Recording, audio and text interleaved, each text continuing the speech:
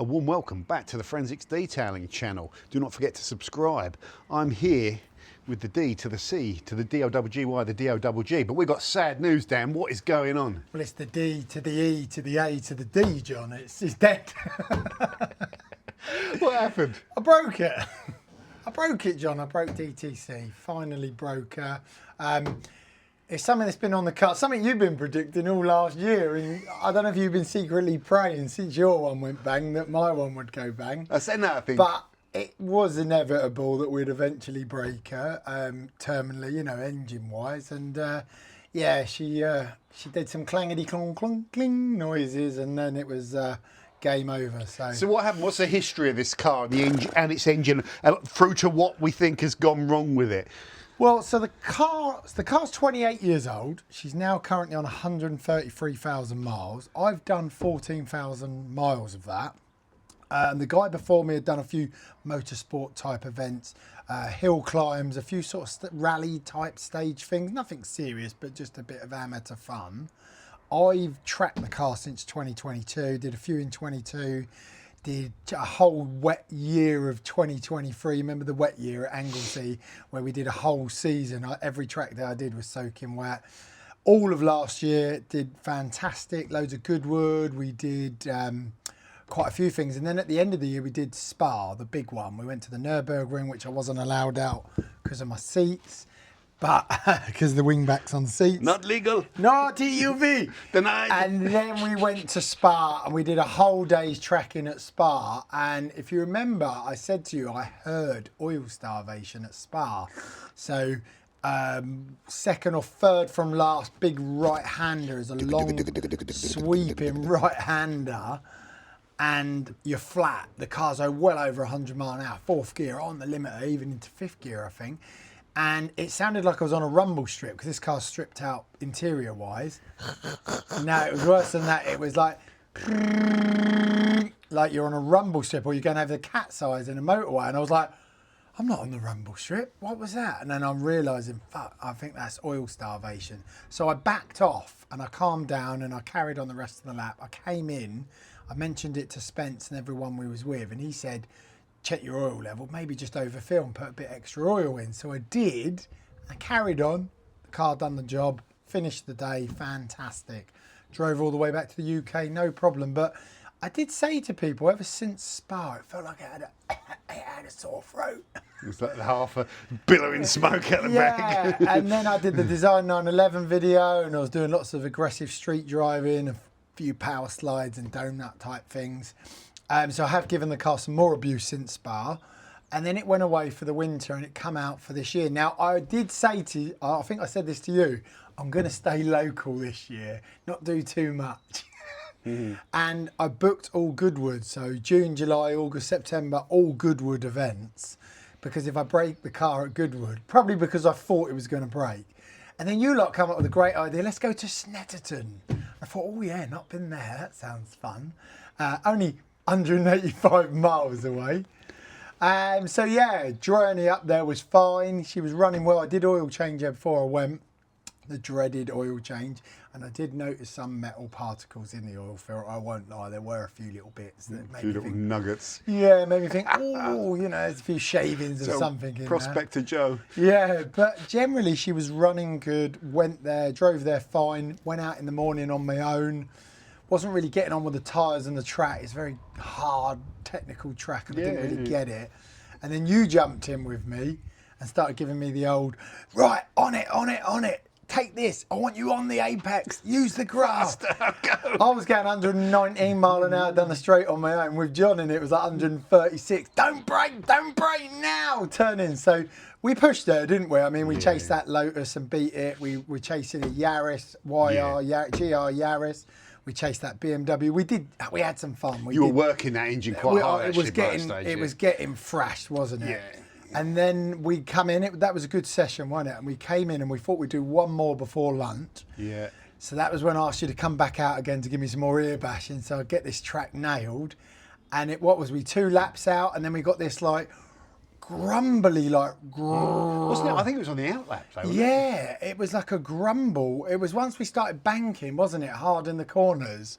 we got this like grumble, like almost like a rough wheel bearing or a diff. Yeah. Or a gearbox problem, and we thought transmission immediately. Yeah. So we returned to the pit straight away, didn't we? We let the car cool down, jacked it up, spun the wheels, checked the diffs. We checked the gearbox mounts, engine mounts, everything was fine. The engine was running sweet. No noises or nothing. And it ran with no vibration at low revs. Yeah, so basically I then decided to take it on a road test. And when I went out on the road, at no revs, very gentle, normal A to B driving, absolutely no vibration at all. As you accelerated on with the torque and that proper giving it beans, that horrible vibration come back through, almost like a buckled wheel. It was horrible. Yeah. Transferring from what we thought was transmission back through the transmission tunnel into the middle of the car. So I decided the best thing to do, I stopped for lunch, didn't we? We had lunch. And then I thought, you know what? I'll just pack up and go. Pack up and go home. I knew if he was driving very softly, very calmly, it was fine. So I got in the car, packed up, hit the A11, and within 5, 6, 7 miles, that grumbly noise was coming back, even at low revs. So I neutralised the car, and I could still hear like a clingity clang along, cling clong clang. And I thought, that sounds like metal particles bouncing around in engines. Well, funny you should say that. It probably is. Yeah, it doesn't sound like gearbox now. And I saw a lay-by, so I just coasted over towards the lay-by. And by the time the front wheels hit the tarmac, the engine had almost turned itself off. Yeah. So it was starting to, I believe it was starting to lock up. It was starting to struggle to turn. It wasn't turning over properly. And it was hunting and it was doing all sorts of things. Oil pressure was going up and down all over the place. Came in, I literally ignitioned off, rolled into the lay-by to a stop, waited for a minute, and then I gave it the dreaded crank, and she went, and that was when I think she locked. Yeah. So I think the bearing, potentially like yours. I think the big end bearing's probably gone. Yeah, it's got all the symptoms of big end bearing. I couldn't believe we didn't suss that on the day actually, because we were talking about transmission and stuff. It's the big end bearing. Yes. It's the big end bearing's gone on it. It's a very similar story to yours. Yeah, same sort of noises. Yeah. You developed I Yeah. mean, this is more noticeable vibration than your car because you've got no Have you had the air carpets. filter out of it?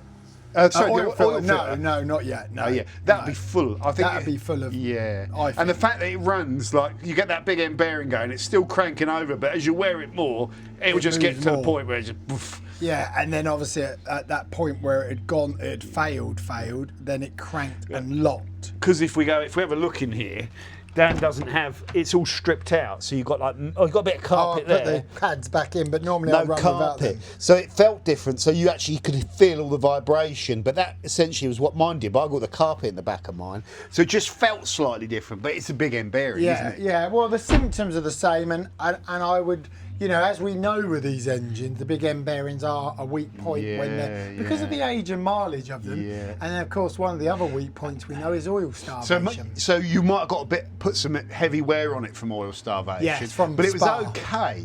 So I think it's just like once they've then gone around SNET, it's just done. That bearing has probably just had its life and it's gone. Yeah, it was at the end of its life. You've pushed it to the limit. Yeah. That oil starvation in Spa was the first nail in the coffin. Mate, I'd be really and interested then Snet's though, just hammered it in. If we could find one that's been tracked, that's done about 120,000 miles, and then put that deeper sump on it with the baffles like I've got on mine, and run the same oil level, see if you never ever get that big end bearing failure, or will you still get it? I think you would, because Even if it's lubed, you're going to get yeah, wet. you might prolong it another year or two or 10,000 more, maybe. Like, if we'd have done the sump on this from day .1, maybe it wouldn't have gone at SNET, but would it have gone next year? Yeah. The point is that bearing is 130,000, 120,000 mile old. Yeah. And the age of it as well, it's 28 years old. It's constantly aging. It does seem to be though, doesn't it? Like north of 100,000, if you're going to drive mild, you're probably going to do that bearing at some point. Yeah. I mean, listen, These cars don't suffer so much with bore score issues as we know. We could probably, this car, I think this car does actually have a bit of bore score, yeah. because we do get a bit of cloud and smoke. But again, it could be AOS. We open it up, the bores could be mint like your car. Yeah, a bit of wear there. Be a bit of wear, won't there? But it's always been an engine that's never been very, very healthy, because it's always been an engine that taps. Yeah, it's always that's the made chains, some though, noise. isn't it? Yeah, it's always been a noisy, grumbly engine. It's never idled very well until I cranked it up. Tapping's right. Smoke's bad, isn't it? Yeah, she tapping's does. okay. Smoky bad. She's always, not always, but in the last year or so, she's Pop her always open, Dan. she's always been one. She's always been a cold morning cloud of smoke kind of girl. I'm a bit like that. Yeah, I mean these engines, you know, mate. it's I just mean, been like, pushed, isn't it? So what? So then next up, Dan, well, I was about to say we know these engines. We don't. But we could get this engine out. So Yes. what's the plan? I think the reality is that engine definitely has terminal issues. And Yeah, the only yeah, way yeah. to fix that engine would be to break it open, break it down, machine it, and rebuild the engine and do a full rebuild, which is what I want to do to the car anyway, because I am going to track the car. So I want to rebuild an engine. I want to do a motorsport AOS. I want to do a deeper sump. I'd like to do some other modifications to the engine as well to gain performance, but also there's an opportunity here for me to get that extra 20 kilos off I'm looking. So I'm at I ain't going to be able to keep up with you if you're I doing know, too many I'm mods. 12, 20 kilos and I'm desperate to get 21 kilos off. This thing outpulls my car, like, because not, you know, well, yeah, because I It does remember in a straight yeah, line, it outdrags yeah, your car, it might run yeah. out of puff like It just after outdrags it. about sort of higher speeds. This starts pulling away, Yeah. because of that weight, I'd imagine. And it's also the torque from the exhaust system. This car, as we saw it on the rolling road with CGA, it develops 15 horsepower more up to 4,000 RPM. So between 1 and 4,000, which is that outer corner pull away, that torque band, it's got an extra punch in it. It loses some of that. and at that the weight top does end, that but weight it's the does weight. it. It's probably as it's well. not the engine, it's the weight. It's I'd the weight, imagine. yeah. This is so weight reduced. This car, It's it really is 200 fantastic. kilos lighter than what it was. And if you compare it to your car, although you've got light seats, you've still got a sunroof, you've got the roll cage in the back, which is probably the weight of the rear seats. I would say the only weight saving Lost a lot of weight saving for the the only seats. weight saving you have on this car is probably the seats and the steering wheel. Because the standard steering wheel is very heavy. But your rear Exhaust? seats, no, because you've still got a full exhaust. There's probably no real weight saving there. And The steering wheel. I mean, I would guess this car right now at 1,410 kilos. That troubles me. That does. I would say it's 1,400 kilo because it's got a sunroof. I've got new nuts. So I'd say it's a 1,400. That car was 1,440. I'll be happy if I can get this close to 1,300. Yeah, I mean, obviously the roof. I don't think I will, though, The will I? roof would. Oh, I don't know. We'd have to weigh it. Let's weigh her because these seats are really light and them frames are lighter than mine. Well, you maybe 10 kilos a seat if you're lucky. Yeah, from sports seats, you're probably at least 10 kilos a seat lighter. I could get That 25 steering kilos wheel, from the roof. a standard Porsche steering wheel, the big 4-spoke like ones that should be on the car from factory. You know they weigh about 7 kilos. What did you get yours down to, What? weight-wise? 1220. 12, if I could get below 13, I'd be chuffed with that. I think. Yeah, Does I that mean, make a but difference, I am wouldn't an it? extreme. I mean, like the carbon bonnet, carbon root, carbon boot, but it's also the metal I've how much taken is out that? my Don't look at the car. swirls.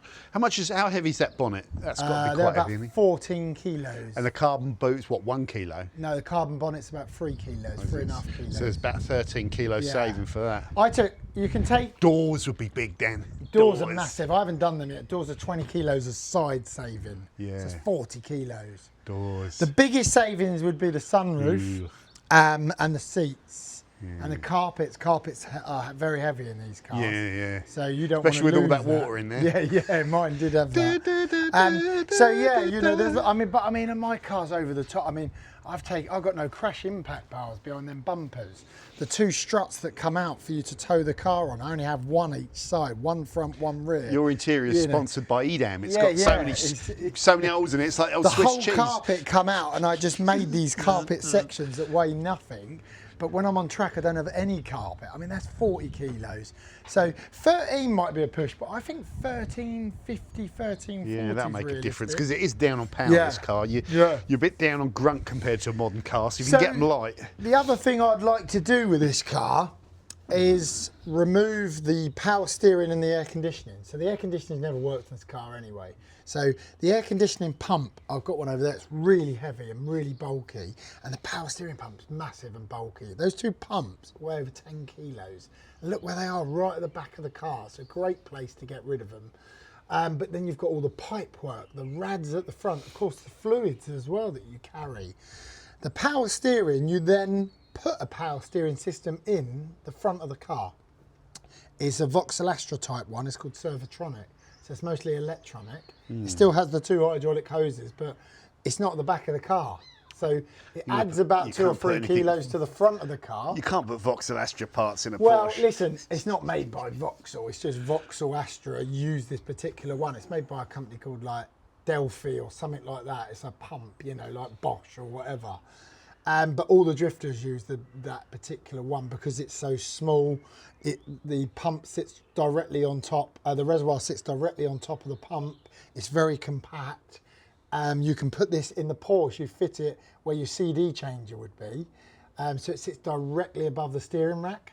So the lengths of the pipes you have are like that, whereas this car runs, see these big pipes here, your power steering pumps, they run the full length of this car.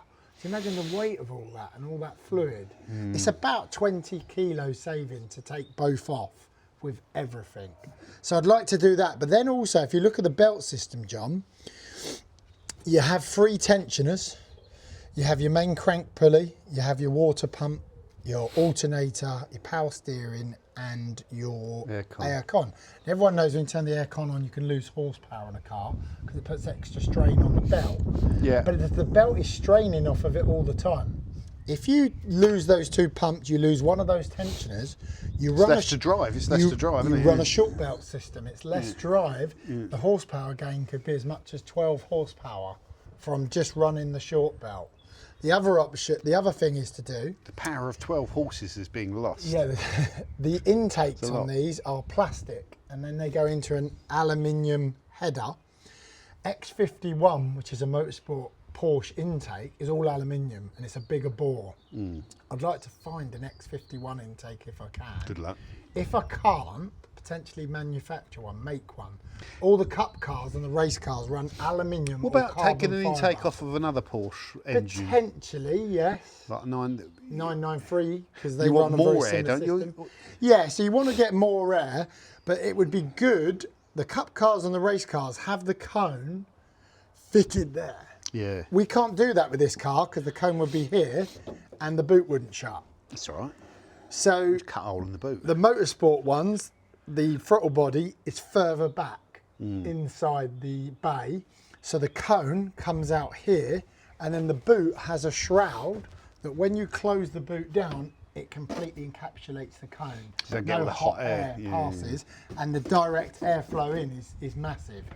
Now, obviously, there's no good, as I know, from sucking The extra... motorsports aren't running normal stock M96 engines, are No, they're running Mexico engines and things like that. But it's still a trick you can copy from them for intake, because at the end of the day, the technology of the But I intake wonder though is if the we could same. ever get that stage where you've got a stable track.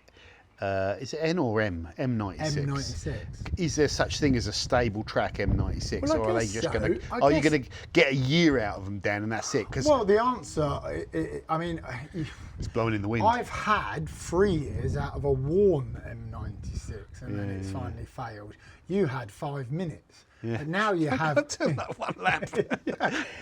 But now you've got a brand new one. It'd be interesting to see how Well, it's long done yours 2. lasts. But it done is a 2 track days, standard isn't it? engine, other than it does have some upgrades on your car. So you've got the deep sump from day.1. You're already running on a thicker oil, so that's 2. 3, you have the 997 oil pickup pump in it. So you've already got a few mods on there that are good, suited to track mods. Ironically though, Dan, beyond that big end bearing, there's not a lot that can go on these, is there? Rod bearings. Rod bearings, which again related to all that. If you change all the crank bearings, if you change the big end bearing and all the crank bearings, you change all the rod bearings, everything is renewed. Like yours is a new block, so everything is brand new. Yeah.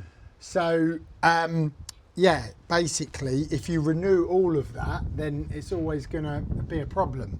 It's always going to be a bonus. But the deeper sump with the extra oil, your car holds an extra litre of oil, potentially, it's always maxed out, so it shouldn't ever suffer from the oil starvation problem. Okay, Dan, so next thing is timeframes. That's the difficult bit.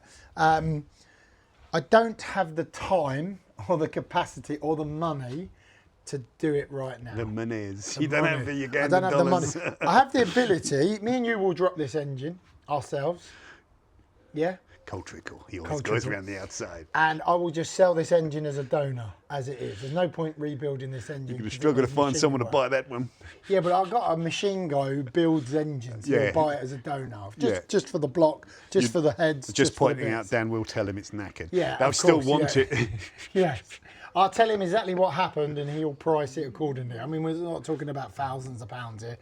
1,500 quid if you're lucky, you know, it'd be that sort of thing. Yeah. But he'll buy it. Yeah, because the crank will be damaged, won't Yeah, it? it might potentially, yeah. So he'll have to price that into his head. But the two heads are worth £500 to him. Yep. And the two casings on the block are worth £500 each. Yeah, and so all the cams and... it's not any of that. It's them lumps of metal that he wants to machine to rebuild. Cylinder heads, yeah. So the first thing to do, I'll drop the engine out and just sell it. I have another engine in the last new donor car we bought, the Aero. That had a rebuild 20,000 miles ago, so it's had big end bearings done, it's had the crank comrade Could be a good bearings candidate, done. that, couldn't it? Could be a good candidate. So I think we've Do they have got- Hartec bearings put in it? I don't know. I need to research more. One of the things it does have that I don't like is an LN IMS. I wouldn't want that. I'll Is take that a single row IMS? Yeah, but they fail more than the originals. It's not for me. I'll take that out. As long as it's new, And though, I'll don't put an they? EPS one in or something like that. A really good reputation one, probably like what you've got. They're, in how yours. much are they? 200 or 300 quid? Yeah, 300, 400 quid for a really good one, maybe 500 if you get one of the best ones. So this engine just sells as a donor. The new engine, so take the engine out, can put the car into storage, just get it out of the way because I just don't have the time and mental capacity for it at the moment. I've got a lot going on, as you know. We're looking at 2 cars tomorrow. I've got one to pick up on the 29th. We've got the Boxster on the go. Oh, yeah. I'm too busy. I just can't be doing this. I'll have to cancel my track days. I'm just thinking Spencer's going to do memes out of all Yeah, of these quotes. 2025's game over. I'll get one more track day, which will be Goodwood PCGB, but obviously not in this. What are you taking? CGA, because it's a 97 car. No, it's not gonna, John. It's not gonna, it's all gonna be all right. You can join Chaz in the 2 blown engine club. At the moment, I'm in the 1 blown engine club, so it's Danny in the 1 blown engine club. Chaz is in the 2 blown engine club. No, I don't want to go in that club, John. I don't want to go in that club. So yeah, sell off this engine as a donor. Get the engine out the other car, maybe towards the end of the summer when I'm less busy.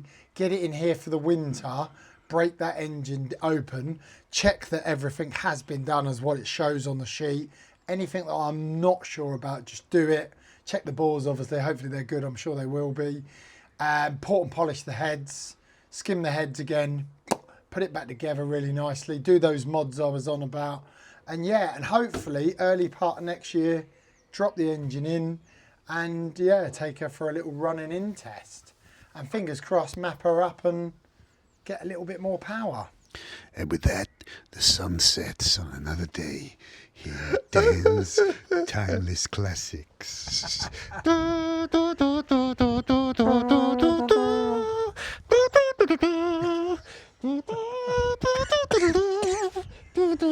pull the cover back over. Adios. Doug.